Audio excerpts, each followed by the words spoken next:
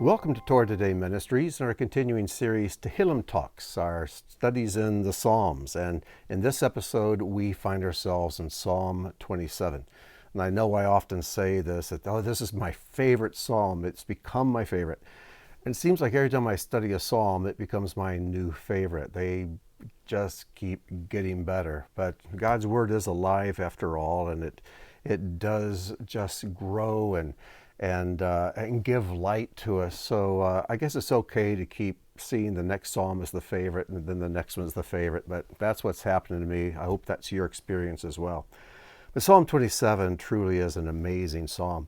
God's name is mentioned exactly 13 times in this psalm, and you probably know that 13 is the numerical value of the Hebrew word ahava, which means love. It's also the value of the word echad, which means one, because love makes us one. And in this psalm is expressing God's love for David and God's love for us, and David's and our love for him. And it's a beautiful psalm, and it really helps provide a mental reset for me. When I feel life getting a little shaky and things seem a little uncertain, I can go to this psalm. And as I go through it and meditate on it, it's like everything resets itself. Everything's put back in its place. It's like doing some house cleaning in my mind and my soul and seeing things as they truly are.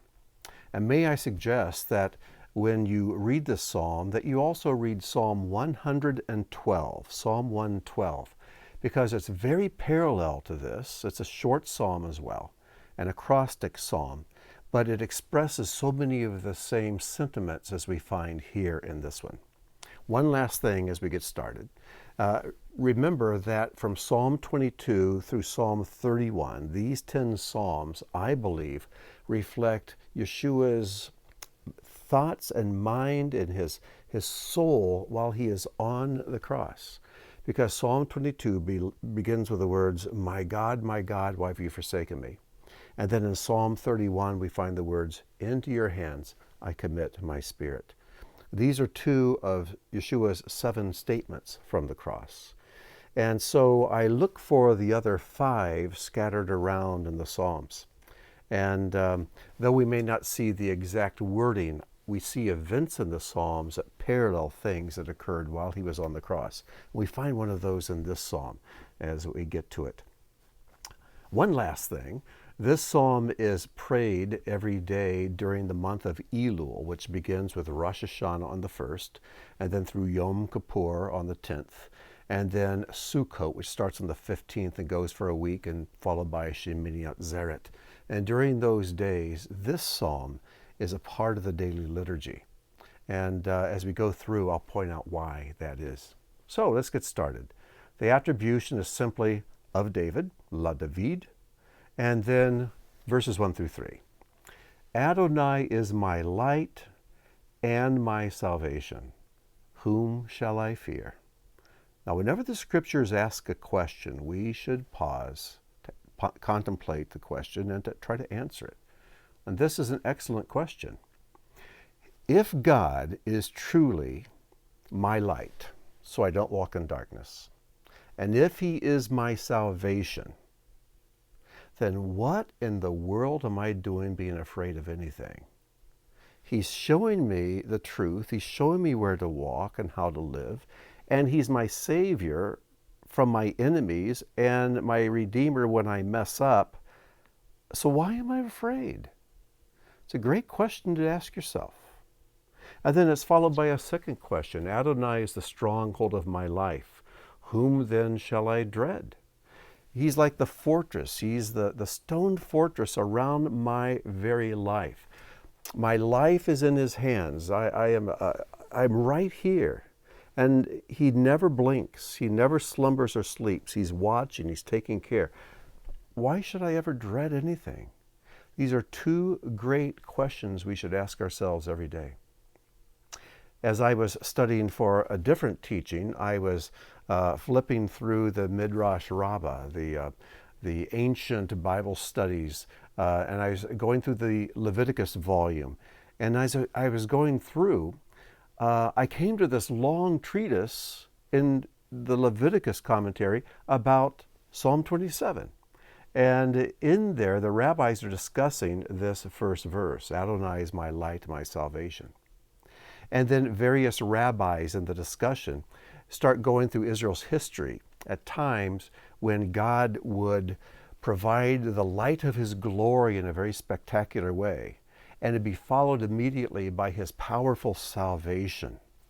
And the first one that's mentioned, of course, is when the Israelites come out of Egypt. They come to the Red Sea, and the Egyptians are riding right down on their heels. And so it says that the column of fire and cloud went behind Israel and stood between Israel and Egypt. And it was darkness to Egypt, but it was light to Israel. So God showed his glorious light upon Israel, and then he parted the sea. He provided their redemption. So God was their light and their salvation. And so the Midrash Rabbah goes through a number of events in the scriptures where God showed himself to be light, followed immediately by his salvation. So it's a beautiful passage. And if you have a copy of the Midrash Rabbah and are interested in accessing that, you'll find it in section 21. Section 21. And the first four, they call them verses or mishnot, but it's in section 21 of Vayikra Rabbah. Well, let's move on. Verse 2, even when evildoers approach me to devour my flesh, my adversaries and foes, it is they who stumble and fall. Now, I have this phrase, to devour my flesh, in red, because this is a Hebrew idiom. David was not surrounded by cannibals or zombies who wanted to come and just consume his body. But this is a Hebrew idiom that refers to false accusations. When people use lashon hara, evil speech, to destroy your character, God compares that to consuming your flesh, eating you alive. We find this idiom also over in the book of Daniel. Daniel 3 verse 8 says, therefore at that time certain Chaldeans came forward to maliciously accuse the Jews. And the word for maliciously accuse is the word to consume, to eat them. So there's a very graphic image here that God is giving. When you maliciously gossip about somebody, when you destroy their character and reputation with your evil speech, it's like you're eating them alive. And to take it a step further, in Leviticus chapter 19, there's a verse there that says, do not go about as a talebearer among your people, and do not stand in your neighbor's blood. Going about as a talebearer means go about as one who's a gossip. And when you do that, it's like standing in a pool of their blood. So putting these two images together, you really get God's thoughts on what he thinks of malicious speech. It's like you're taking someone, ripping them limb to limb while they're alive, consuming their flesh, and standing in a pool of their blood. Now that is a gross image. But that's how God feels about when we misuse our speech to destroy our neighbors. So let that image serve a purpose in your mind and take very seriously when you're tempted to speak evil about a neighbor. And he goes on, though a camp should encamp around me, my heart will not fear. Even if war arise against me. Can you imagine a whole war being waged against you, just you? Well, I have news for you. There is a war against you. In this world, in this culture, you're the enemy, especially if you stand with God. But if we're standing with God, if he's your light and your salvation, if he's the fortress of your life, what are you afraid of? There's nothing to fear. But he says, even if war rise against me, in this I will trust. Now, what is the this that David is referring to? Right here, Adonai is my light and my salvation. Adonai is the stronghold of my life. As long as you hold on to this, if you trust in this, it doesn't make any difference at all what the enemy throws against you. It just doesn't matter. And until God becomes fearful of your enemies, you don't have to be fearful of your enemies. Unless you think your enemy has a legitimate chance of winning against God himself, then there's nothing to be afraid of.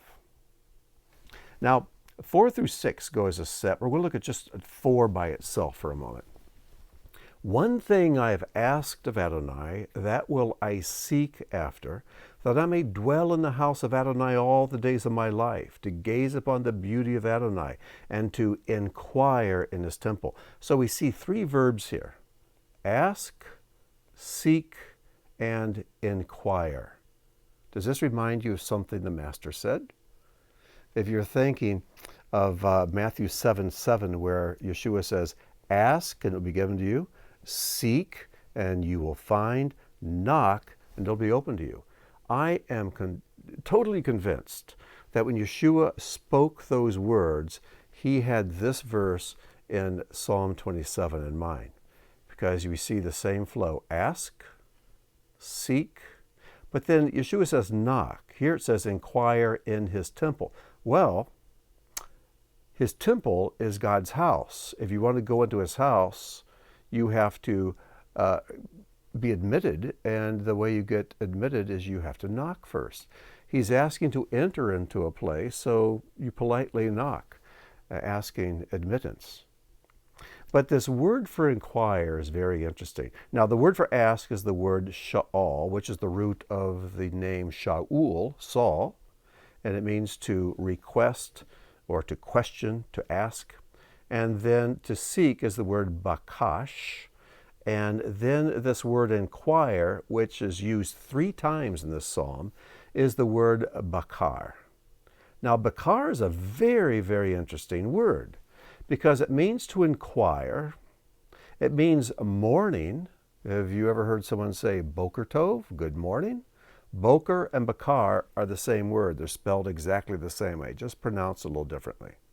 And the word for herd is the word bakar. Just a slight difference in that second vowel sound. But what do inquire and morning and herd have to do with each other? Why is there one verb that's the root for all 3 of these? Well, it's because here's the thing they all have in common. The word bakar means to distinguish differences. When you inquire about something, when you're asking admittance into God's house, I need to figure this out. I need to inquire about it and sort it out. I need to recognize what is what. And whenever you feel a little bit confused, a little bit, things are a little wobbly in your mind, you need to get on your knees, go before the Lord and into the Word and really inquire in his house and say, give me clarity on this. I need clarity.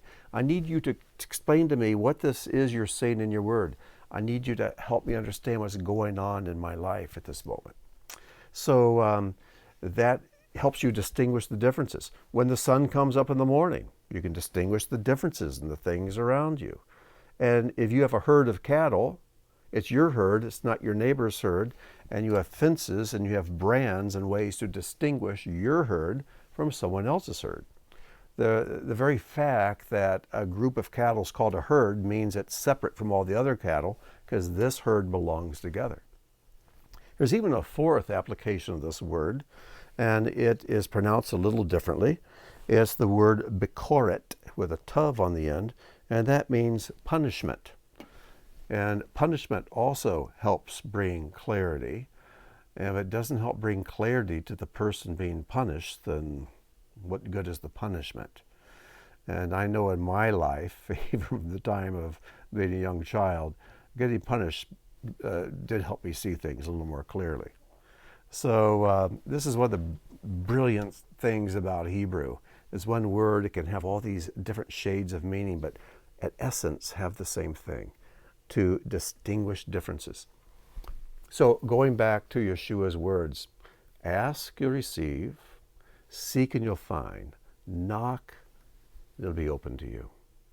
And what that knocking means, that's the one that had always puzzled me until Psalm 27 came along and explained it. Knock means, Father, I need to talk to you face to face. I need some clarity, and I need to really hear what you have to say. And then God will give us his light, and then we can distinguish what we need to do and not do, what to say, what not to say, what decisions to make, and to get a deeper understanding into his word. You get what I'm saying. And then it goes on, verses 5 and 6. For he hides me in his sukkah. That is the word that's used there. He hides me in his sukkah in the day of calamity. If you've ever celebrated the festival of Sukkot, the festival of tabernacles, the word sukkah is a word that causes some very fond memories to rise in your heart, I know. If you've experienced Sukkot, it's just the most blessed season of the year. It's a wonderful time of year. But this is one of the reasons this psalm is read through the month of Elul, beginning with Rosh Hashanah, then Yom Kippur, then on through Sukkot. And the rabbis tell us that in verse 1, where it says, for Adonai is my light, that's a reference to Rosh Hashanah, the Feast of Trumpets, because that is when we begin the 10 days of awe, 10 days of introspection, where we take time to really look deeply into ourselves, take inventory of our actions over the past year, and figure out, who do I owe money to?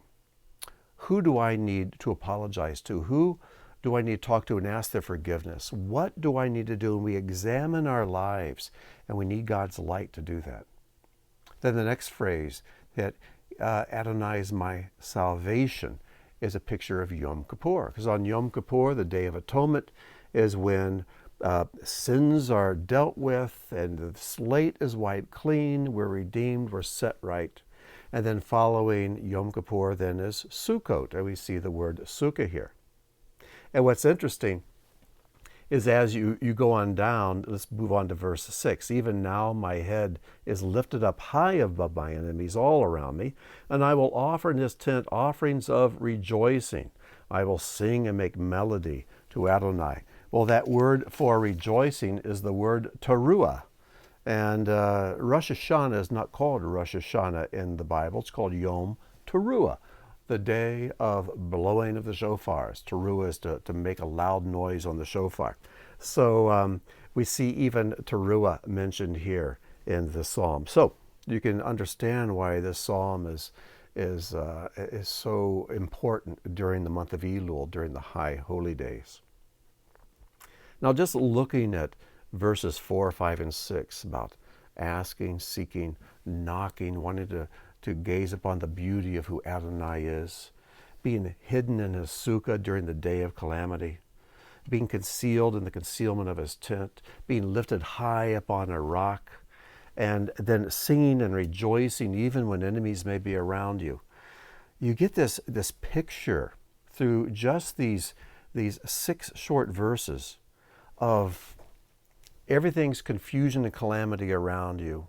Attacks are coming in, but you're just not afraid because you have light, you have salvation, you're inside a fortress, you're being hid with God in his tent, and you're rejoicing, you're singing, he's placing you on a rock, you can look out, and there's nothing to fear.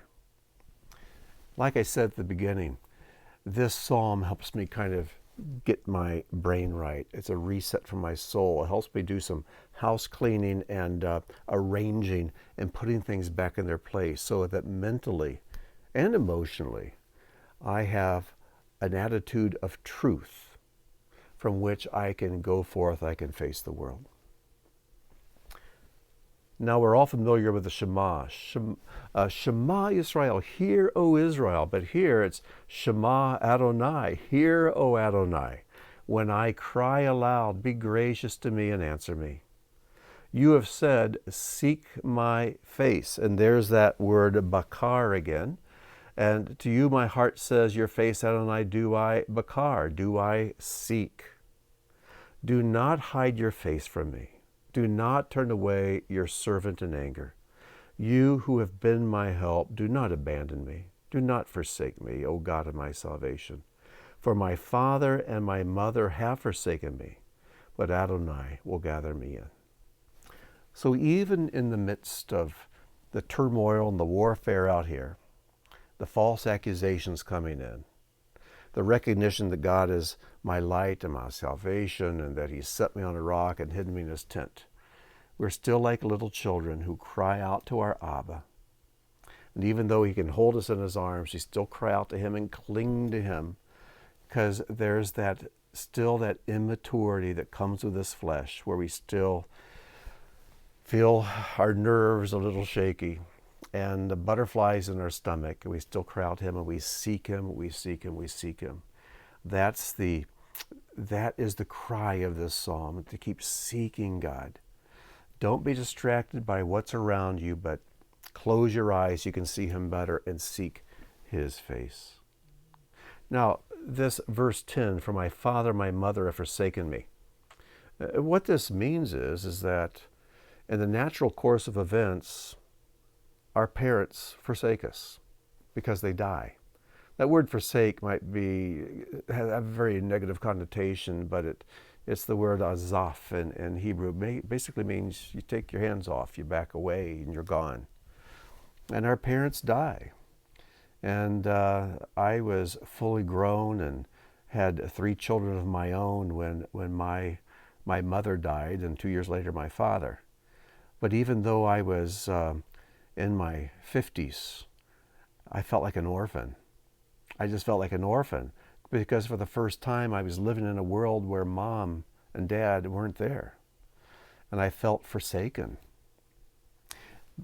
But David says, even though your father and mother forsake me, Adonai will gather me in. He'll never leave me. He'll never forsake me.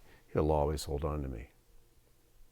Going back to the image of Messiah on the cross and Him possibly reciting all 10 of these Psalms, I picture in my mind when He came to verse 10, for my father and my mother have forsaken me, but Adonai will gather me in.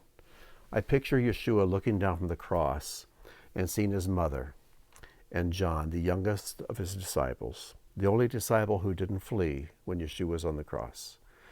And He looked at His mom. It's recorded in John 19, I believe. Yes, verses 26 and 27. And He says, woman, behold your son. And then He looks at John and He says, behold your mother. And from that moment on, the scriptures say that John took her into his own home and took care of her as his own mom. So here it's not a mom forsaking the son, but the son saying, Mom, it's time for me to leave. But I'm not going to leave you without a son. John will step in and take my place. So that's what I picture in my mind as I picture Yeshua on the cross, possibly reciting these Psalms, and at this point, Him looking at His mother and at John speaking those words. 11 to 13. Teach me, Adonai, your way, and lead me on a straight path, because of my shorari. Shorari is watchful foes. We've encountered these watchful foes at an earlier psalm, back in Psalm, well, I guess it was, well, I wrote it down here somewhere, but it'll be in the notes. Oh, it's in Psalm 5, verse 8. The shorari are the ones who are watching for you to mess up. They're really focused on you, and they're cheering against you. They're like the team on the other side of the football field, and every time my team messes up, that team across on the other side, those spectators, they begin to cheer when my team fumbles the ball. These are the watchful foes. They can't wait for you to mess up. So do not give me up to the will of my oppressors. Rabbi Raphael Samson Raphael Hirsch has a brilliant insight to this. He says basically what David is saying here is, do not let me become the person they want me to be. Do not let me become the person they want me to be. We are surrounded by a culture that wants you and me to become the people they want us to be. But we want to follow the path that God has set, which means we're not going to be like the people of the world. And so they're watching for us to mess up. They're watching for us to fail. And our prayer should be, God, don't let me become the person that the world around me wants me to be. Help me be the person you want me to be. So do not give me up to the will of my oppressors, For false witnesses have risen against me. And so you can see the psalm kind of doubling back at the beginning with the accusers and false witnesses. And they breathe out violence. Had I not believed that I would see the goodness of Adonai in the land of the living, and then he leaves the sentence unfinished. If I hadn't believed the things I believe, and it's like, I hate to even think where I would be now. I hate to think what my life would be if I did not believe that I would see the goodness of Adonai in the land of the living. And then the psalm closes. Hope in Adonai. And when you see the word hope, sometimes the translations will say, wait on Adonai. And that's a perfectly legitimate translation. Because to hope in Adonai means you're waiting. To wait on Adonai means you're hoping. So they do go together. Just this morning we had a Sabbath study in our home, and we were looking at this psalm. It's like practice for doing this recording. And some of the folks there said, I just don't like to wait. I want God to come now and sort out this rotten world. And it's like, yeah, me too, but we have to wait. We have to be patient. He won't come early and he won't come late. He'll come exactly at the right point in time. But in the meantime, I'm watching for him. I'm waiting and I'm hoping. And this is what we do. And while we're waiting, we must remain strong. Let your heart take courage. Indeed, hope. Wait. Wait on Adonai. And so, what a sentiment Yeshua must have had on the cross. He knew he wouldn't be on that cross forever. And in Hebrews, I believe it's 12:2, it says, who for the joy that was set before him, he endured the cross, despising the shame. He had his mental focus on the goal that was up ahead. And when you have the focus on what's awaiting us, that we will see him in the land of the living, that he will come to the rescue at exactly the right moment, that we can go through pretty much anything because we know that God is our light and he is our salvation. So anyways, again, as I often say, please don't think that now you thoroughly understand this psalm. I know I don't. But I hope I've given you enough tools that you can continue to meditate and study this psalm, dig a bit deeper, open it up a bit more. Because this psalm, these are living words. And I hope that these words continue to grow and impact your lives and your outlook on the world. So when you look out there, you see one thing. But if you look to the Lord, seek his face, you see something quite different. So you have to decide, do I live in this false reality of all the anger and the uncertainty and the war and the accusations and the ugliness of the culture? Or do I trust in the eternal reality of who God is and seek his face? And if we do that, he will certainly be our light and our salvation, the fortress of our life. He'll be our hiding place. He'll be the rock on which we stand, and we don't have to fear a thing. So, we get to choose which of those worlds we live in. And I choose to live in a world of fearlessness and courage. That's my choice for me. And so it's a daily activity of making sure I'm seeking his face, standing on the rock, and waiting on the Lord. And if I do that right, the day goes pretty well. So I hope yours does too. And until we meet back here for Psalm 28, I wish you shalom and may God bless.